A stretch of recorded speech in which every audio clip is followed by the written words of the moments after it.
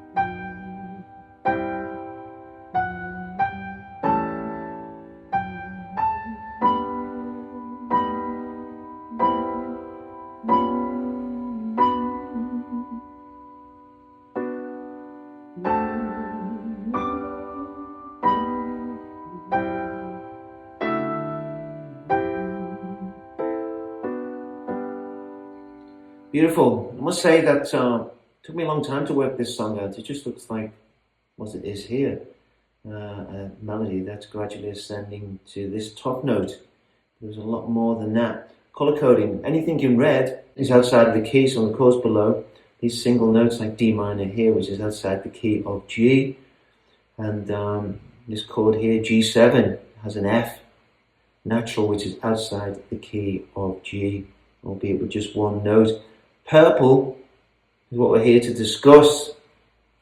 Overall, the melody is a stepwise climbing, undulating, ascending, descending pattern that precedes the bar by 2 beats. The chords are consonant with the key except the subtle single note modifications within a chromatic ascent or descent. So there you go. There's those subtle modifications. And that's the ascent, there's the descent. Within the melody is a repetitive 3-note phrase, 2 quarter notes followed by a half note.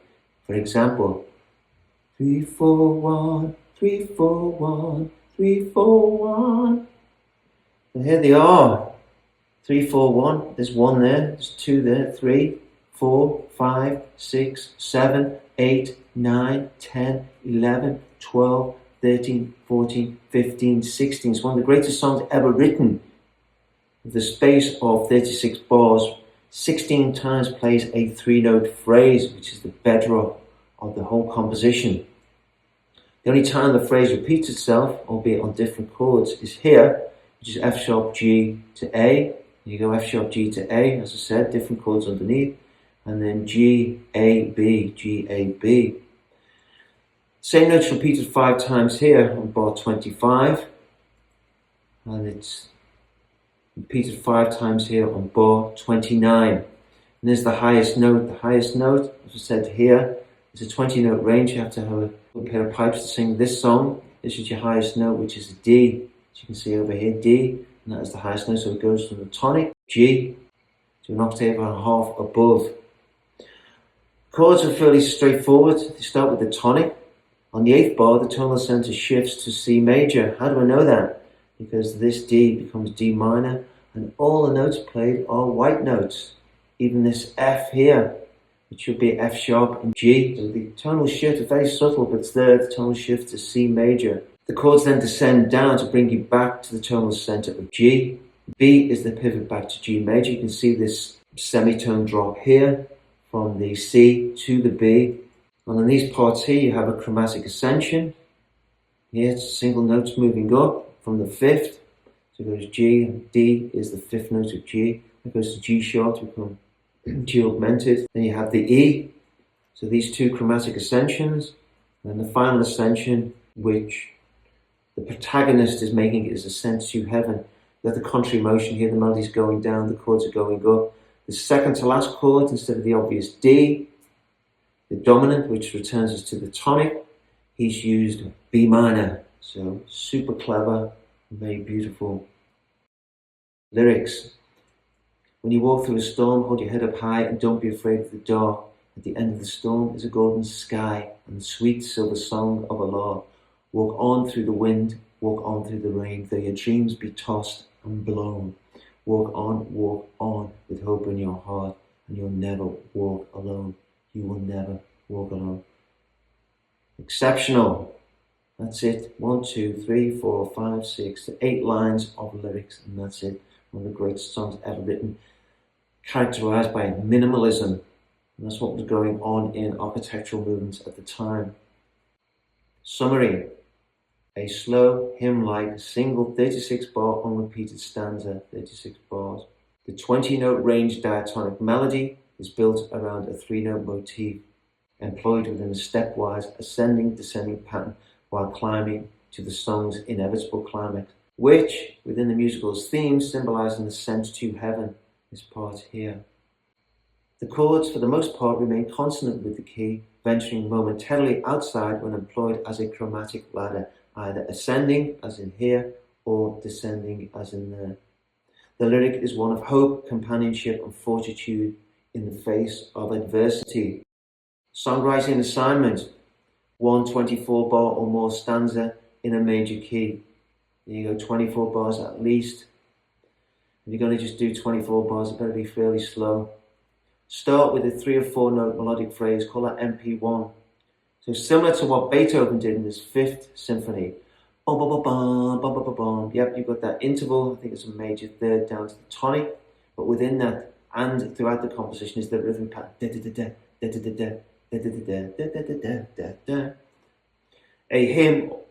A hymn, slow or medium tempo, is the melody. Melody precedes the bar by 1 or 2 beats. Start with the tonic chord. Create a stepwise progression ascending beyond the octave over the 24 bars. So the melody has to expand outside of the octave. Within the chord progression, alter chords for the single note, for example, major and minor chords, and minoring the 4th or 5th chords. You could also augment some of those major chords. Like if in the key of C, for instance, you could sharpen the G, and that would become C augmented. Use a minimum of 12 pitch variations of MP1 without repeating. Just like Rodgers and Hammerstein, you do not repeat the melody. In between, use at least 4 contrasting melodic phrases. For example, repeating the same note for a minimum of 4 times. So as Rodgers and Hammerstein repeat the note 5 times, you repeat the note a minimum of 4 times. There you go, MP1, 3, 4, 5, 6, 7, 8, 9, 10, 11, 12.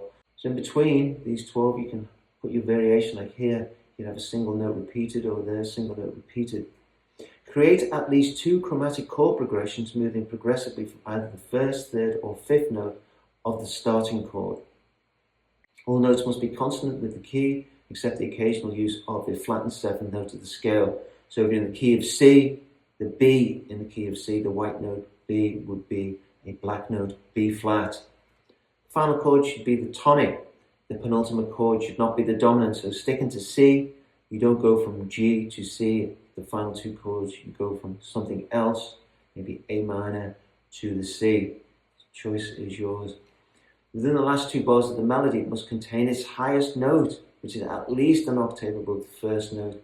It should also be incorporated into the song's title. So find yourself a fantastic title, and make sure your highest note is in the crescendo at the end. Remember, use the rhythm pattern of MP1 with a minimum of 12 pitch variations. Do not deviate from the 3 or 4 note pattern. So, just like a sonnet poem, is strictly delineated. So is this song. The song's lyrics should have a spiritual, redemptive feel, how one overcomes adversity. So get on with that and write a song as good as Rodgers and Hammerstein. Here you go, Understanding Great Songs, You'll Never Walk Alone, Rodgers and Hammerstein. Greatest song ever written in my book, at least one of them. Take care, see you next time, bye.